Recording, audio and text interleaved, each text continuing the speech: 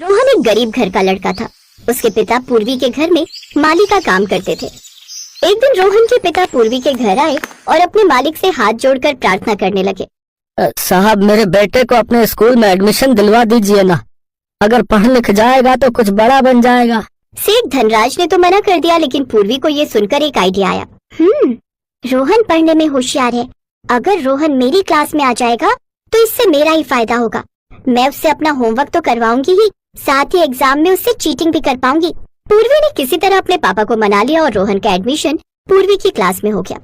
पूर्वी बहुत खुश हुई। चलो अच्छा है, अब से मुझे ज्यादा मेहनत नहीं करनी पड़ेगी।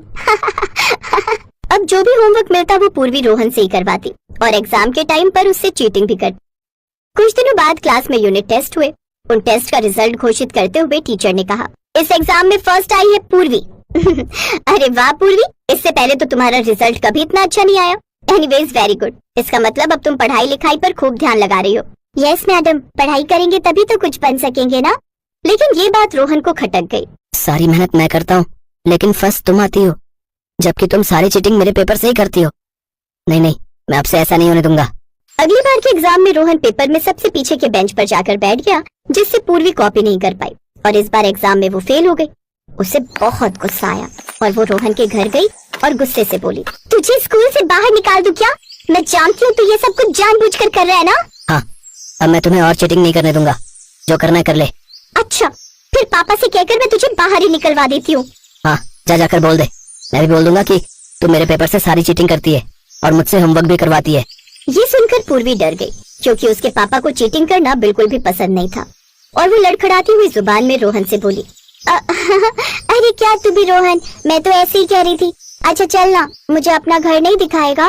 रोहन पूर्वी को अपने घर के अंदर लेकर गया, जहाँ कमरे में ना के बराबर कुछ चीजें ही थी, जैसे खाट, चटाई और एक पुराना बक्सा। उस पुराने बक्से को देख पूर्वी ने कहा, अरे रोहन, ये क्या है? ये मेरे दादा का बक्सा है। मेरे दादा एक ओझा थे और सुना है इस बक्से में एक ऐसी दवाई है जिसे पीते ही हम उससे जो मांगेंगे हमें मिल जाएगा। लेकिन मेरे बाबा कहते हैं कि इसका इस्तेमाल बहुत सोच समझकर करना चाहिए। अच्छा ऐसी बात है, तो फिर तू इस दवाई को पीकर अमीर क्यों नहीं हो जाता? ना बाबा ना, मेरे पापा कहते हैं कि इस दवाई के कुछ साइड इफेक्ट भी हैं। पूर्वी ने कुछ सोचा, फिर रोहन से पानी लाने को कहा। रोहन जब रसोई में उसके लिए पानी लेने गया, तब तक पूर्वी ने उस बक्से को खोला जिसमें से धुआं निकल रहा था। उसके अंदर एक लाल रंग की दवाई की शीशी रखी हुई थी। पूर्वी ने जल्दी से उसे निकालकर अपने बैग में रख लिया और घर आकर उस शीशी को पी लिया। फिर उसने वो दवाई पीते ही कहा, मैं जब चाहूँ मेरी गर्दन लंबी हो जाए और जब चाहूँ छोटी हो जाए। पूर्वी के ये कहते ही उसकी गर्दन लंबी हो गई, फिर उसके कहते ही छोटी भी हो गई। वाह, ये तो बड़ा मजा आ रहा है, ये तो जादू हो गया। अब देख रोहन, तू कैसे मुझे एग्जाम में चीटिंग करने से रोकता है। कुछ दिन बाद जब फिर से पेपर हुए तो पूर्वी ने झट से अपनी गर्दन को लंबा कर लिया और रोहन के पेपर से चीटिंग करने लगी। ये देख रोहन घबरा गया। अरे ये कैसे हुआ? वो मैंने तेरे दादा की दवाई उस बक्से से चुरा ली थी। पूर्वी सबकी कॉपी करने लगी, लेकिन वो जैसे ही पेपर देकर बाहर आई तो उसकी गर्दन लगातार लंबी होती जा रही थी। अरे ये क्या, मेरी गर्दन, ए गर्दन जल्दी से छोटी हो जा। लेकिन उसकी गर्दन लगातार लंबी ही होती जा रही थी। ये देख वो घबरा गई और रोहन से मदद मांगने लगी। मैंने तो तुझे कहा था कि साइड इफेक्ट होंगे, लेकिन तूने मेरी सुनी नहीं।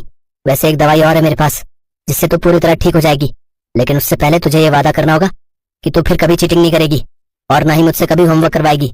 हाँ, मैं वादा करती हूँ।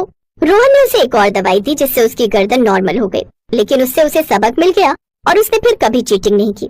अब वो और रोहन अच्छे दोस्त बन गए। अब वो मन लगाकर पढ़ती, साथ ही अपना होमवर्क खुद करती, जिससे अब अपनी मेहनत से उन्होंने एक साथ क्लास में बराबर नंबरों से टॉप किया। क्या कर रही हो माँ? खाना बना रही हूँ, और क्या? माँ, इतनी गर्मी हो रही है, शाम को बना लेना। क्यों, तुझे भूख नहीं लगी है क्या? लगी तो है, पर कोई बात नहीं। आप चलो ना, थोड़ी देर आराम कर लो। अरे मेरे बच्चे, जा तू जा, मैं खाना बना कर लाती हूँ। नंदिनी ने अपने बेटे रौनक के गाल पर हाथ रखकर प्यार से कहा। नंदिनी के पति का कई साल पहले एक हादसे में निधन हो गया था। तभी से वो दूसरों के घरों में काम करके अपना और अपने बेटे का पेट पाल रही थी। उसका बेटा रौनक बहुत ही समझदार और संस्कारी बच्चा था। वो अपनी माँ का बहुत ख्याल रखता था। उस दिन भी जब आराम करने की जगह रौनक आंगन में झाड़ू लगाने लगा और फिर, अरे ये क्या कर रहा है रौनक? आप खाना बना रही थी तो मैंने सोचा तब तक मैं आंगन ही साफ कर दूं। आपकी थोड़ी मदद हो जाएगी। माँ, वैसे खाने में क्या बनाया आपने? आज मैंने कुछ अलग बनाया है, पुलाव कहते हैं इसे। जा जल्दी हाथ मुंह धोकर आजा। रौनक फौरन हाथ मुंह धोकर आया और खाने के लिए बैठ गया। नंदिनी ने कई सारी सब्जियों के साथ बढ़िया पुलाव बनाया था, जिसे खाते ही रौनक बोला, वाह माँ, ये तो बहुत ही अच्छा है। और नहीं तो क्या, बड़ी मेहनत लगती है इसे बनाने में। तब तो आप थक गई होंगी ना। आप जल्दी से खाना खाओ, फिर मैं आपके पैर दबा दूंगा। पुलाव खा के माँ पर बड़ा प्यार आ रहा है तुझे। ऐसा नहीं है, पर एक बात तो है, ये पुलाव है बहुत अच्छा। माँ, एक बात पूछूं? हाँ पूछना। ये बिरयानी भी इसे ही कहते हैं क्या? नहीं, तूने कहाँ से सुना बिरयानी का नाम? वो कल क्लास में सलीम बता रहा था कि कल उसके घर में अंडा बिरयानी बनी थी। बिरयानी बनती तो चावलों से ही है, लेकिन वो पुलाव से थोड़ी अलग होती है। अच्छा माँ, ये अंडा बिरयानी इस पुलाव से अच्छी तो नहीं होती होगी ना? सारी चाल समझ रही हूँ मैं तेरी। अब समझ में आया कि तू क्यों मेरे पैर दबाने की बात कर रहा था। चल, मैं बना दूंगी तेरे लिए अंडा बिरयानी। रौनक की चोरी पकड़ी गई थी और इस बात पर वो दोनों जोर जोर से हंसने लगे। इसी तरह कई साल बीत गए। अब रौनक जवान हो गया था और नंदिनी बूढ़ी। रौनक ने कई जगह नौकरी ढूंढने की कोशिश की, पर उसे कहीं भी नौकरी नहीं मिली। इसीलिए मजबूरी में नंदिनी को अभी भी दूसरों के घरों में काम करना पड़ रहा था। और फिर एक दिन, आओ माँ, जल्दी से हाथ मुंह धो लो, मैंने आपके लिए खाना बनाया है। क्या तूने खाना बनाया है?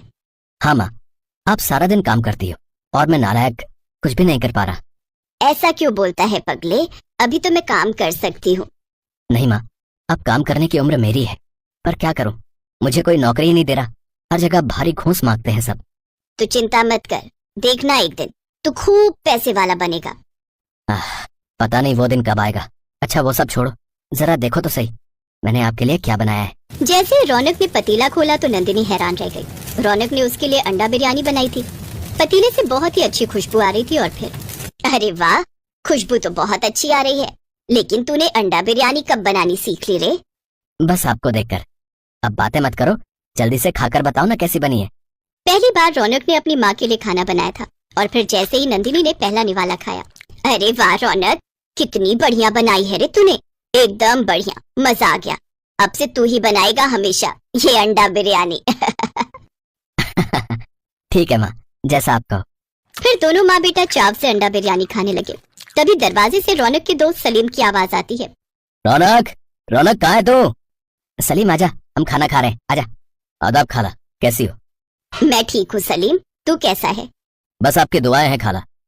ओहो, खुशबू तो बड़ी अच्छी आ रही है। आज क्या बनाया है खाला?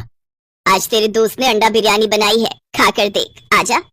अंडा बिरयानी का नाम सुनते ही सलीम झट से थाली लेकर बैठ गया और पहला निवाला खाते ही सलीम ने कहा, अरे वाह मियाँ, छुपे रुस्तम निकले तुम तो, है भाई, माशाअल्लाह, क्या हुनर पाया है। अबे भाई तू छोड़ ये नौकरी वोकरी का चक्कर, तू तो अपना काम शुरू कर। अल्लाह की कसम खूब बिकेगी तेरी अंडा बिरयानी, और ना बिके तो मेरा नाम बदल देना। थोड़ी देर बाद सलीम वहाँ से चला गया, पर रौनक के मन में उसकी बातें बार बार घूमने लगी। और फिर अगले दिन, सुन सलीम। हाँ बोलना भाई। मैंने बहुत सोचा, तू क्या बोलता है, मैं ठेला लगा लूं क्या अंडा बिरयानी का? तू एक काम कर, वो जो स्कूल है ना अपने गांव में, अभी उसी के पास अपना ठेला लगा ले।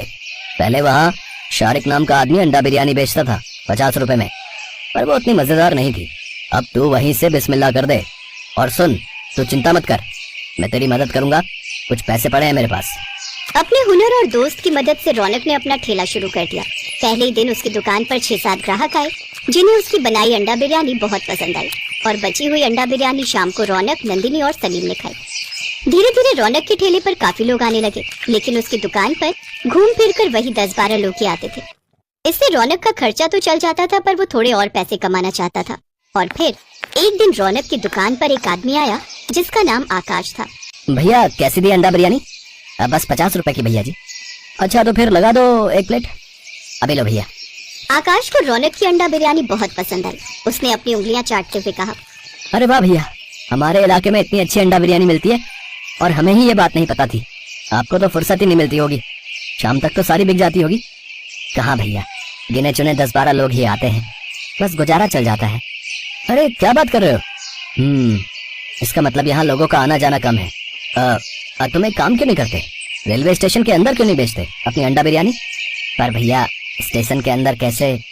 अरे तुम चिंता मत करो, मेरा नाम आकाश है और मैं ट्रेन चलाता हूँ, यानी लोको पायलट हूँ। अभी स्टेशन पर वेंडर के लिए टेंडर निकल रहे हैं, थोड़ी सी फीस लगेगी और देखना भीड़ लग जाएगी तुम्हारे स्टॉल पर। अब अगर ऐसा हो जाए तो बड़ी मेहरबानी होगी भैया। अरे तुम चिंता मत करो, मैं कल ही तुम्हारे लिए बात करता हूँ। कहते हैं कि मेहनत करने वाले का साथ ऊपर वाला भी देता है। उसने आकाश को रौनक की मदद करने के लिए भेजा था। आकाश ने सारी कागजी कार्रवाई करने में रौनक की मदद की और रौनक को स्टेशन के अंदर अपना स्टॉल लगाने की जगह मिल गई। फिर क्या था, पहले ही दिन रौनक की सारी अंडा बिरयानी सिर्फ 3 घंटों में ही बिक गई। फिर अगले दिन से सलीम भी रौनक के साथ आने लगा। काम चल निकला और रौनक खूब पैसे कमाने लगा। फिर ठीक 2 सालों के बाद रौनक नंदिनी को स्कूटर से बाजार लेकर पहुंचा, जहां वो एक दुकान के सामने जाकर खड़े हो गए। यहाँ क्या है, क्या दिखाना चाहता है रे? देखो माँ, हमारी अपनी दुकान, रौनक की अंडा बिरयानी। अब नाम कैसा है दुकान का? तू सच कह रहा है रौनक? जुग जुग जिए मेरा लाल, जुग जुग जिए। रौनक ने वाकई अपनी मेहनत से अपनी किस्मत और भविष्य संवार लिया था। उसकी अंडा बिरयानी दूर दूर तक मशहूर हो गई। वक्त के साथ दुकानें बढ़ती गई, लेकिन रौनक के हाथों का स्वाद और खाने की क्वालिटी में कोई बदलाव नहीं आया। खास तौर पर उसके गांव के रेलवे स्टेशन पर आती जाती रेलों के यात्रियों की पहली पसंद तो रौनक की अंडा बिरयानी ही थी, जो बीतते वक्त के साथ रौनक के गांव की पहचान बन गई।